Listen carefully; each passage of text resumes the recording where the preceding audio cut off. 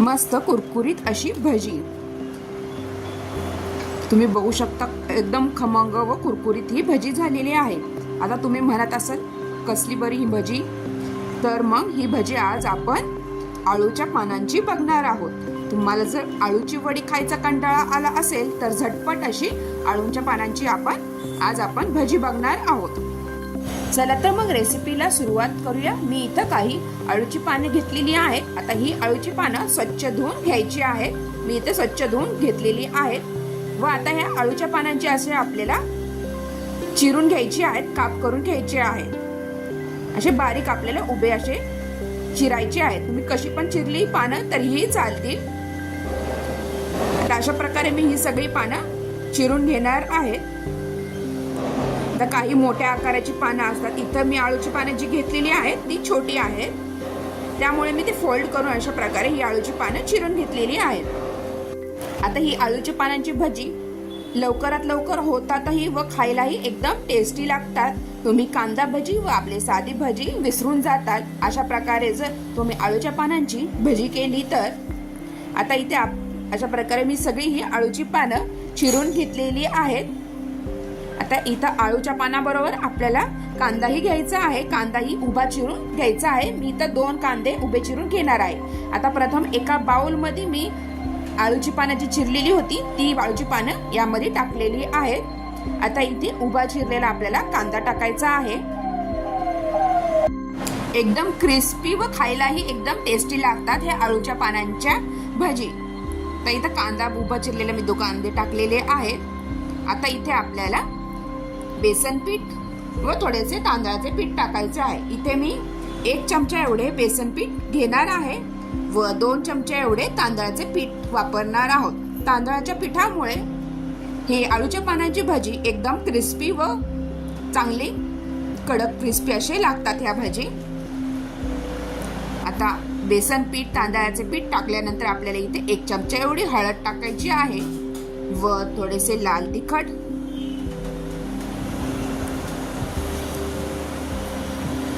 आणि इथे आपल्याला थोडासा ओवा टाकायचा आहे हाताने क्रश करून। ओव्यामुळे भजी टेस्टी लागतात, शिवाय पचायलाही हलके असतात, त्यामुळे इथे आपण ओवा वापरणार आहोत। ओवा इथे टाकल्यानंतर चवीनुसार इथे आपल्याला मीठ टाकायचे आहे। तर मी अर्धा चमचा एवढे इथे मीठ टाकणार आहे व आता इथे आपल्याला अर्धा लिंबाचा रस पिळून टाकायचा आहे। तुम्ही लिंबाच्या रसाऐवजी चिंचेचं पाणी टाकले तरीही चालतात। आता आपण लिंबाचा रस किंवा चिंचेचं पाणी का वापरतो, कारण का आळूची पानं कधी कधी घशाला खासतात, त्यामुळे आपल्याला इथे लिंबाचा रस किंवा चिंचेचं पाणी टाकायचे असते।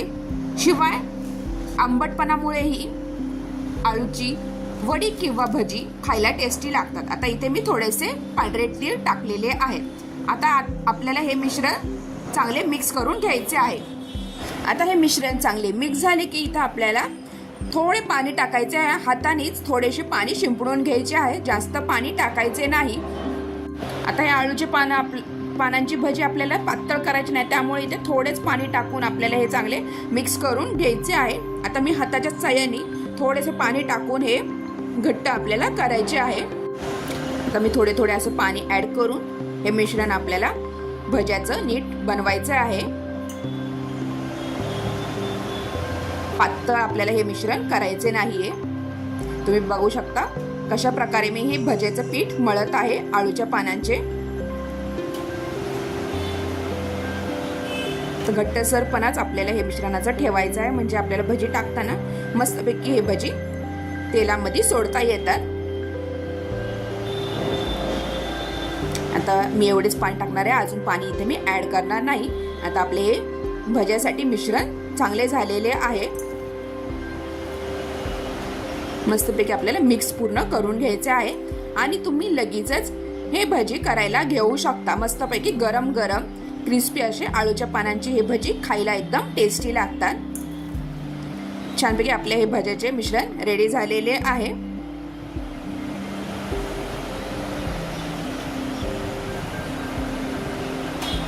तर बघा तुम्ही अशा प्रकारे आपल्याला गोळा असा करून हे भजी सोडता येतात. घट्ट असं आपलं भज्याचं पिठाचं हे मिश्रण रेडी झालेले आहे. आता एका कढईमध्ये आपल्याला थोडेसे तेल टाकून, तेल हे गरम झाले चांगले, मग आपल्याला यामध्ये भजी सोडायचे आहेत. तेल आपल्याला प्रथम चांगले गरम होऊन द्यायचे आहे, मगच सोडायचे आहे. जर तेल गरम नसेल तर इथं भजी तेल पितं, म्हणजे तेलकट होणार भजी जास्त. तर छान कडकडीत असं तेल तापल्यानंतर आपल्याला इथे भजी सोडायचे आहे आणि मीडियम फ्लेमवर आपल्याला हे भजी चांगले तळून घ्यायचे आहे. मीडियम बारीक फ्लेमवर हे भजी चांगले पैकी आपल्याला इथे तळून घ्यायचे आहे. अशा प्रकारे मस्त क्रिस्पी अशा इथे आळूच्या पानांच्या भजी लागतात. अशा प्रकारे जर तुम्ही माझ्या चॅनलवर नवीन असाल तर प्लीज चॅनलला सबस्क्राईब करा आणि बेल आयकॉनवर क्लिक करा, जेणेकरून तुम्हाला माझ्या चॅनलवर अशाच नवीन नवीन रेसिपीजचे नोटिफिकेशन येत राहील.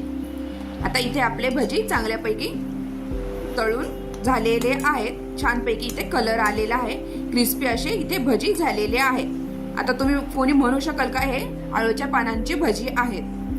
खायला एकदम टेस्टी असे लागतात हे आळूच्या पानांची भजी. आता एका प्लेटमध्ये आपल्याला हे भजी काढून घ्यायचे आहेत. आता अशा प्रकारे मी सगळे भजी इथे तळून घेतलेले आहेत. अशा प्रकारे तुम्हाला माझी ही आळूच्या पानांची रेसिपी कशी वाटली नक्की कमेंटद्वारा कळवा व माझ्या चॅनलला लाईक, शेअर आणि सबस्क्राईब करायला विसरू नका. आणि हा व्हिडिओ तुम्ही शेवटपर्यंत बघितल्याबद्दल तुम्हा सगळ्यांचे खूप खूप धन्यवाद. पुन्हा भेटूया अशाच नवीन रेसिपी सोबत. तोपर्यंत तुम्हा सगळ्यांना थँक्यू. Bye bye.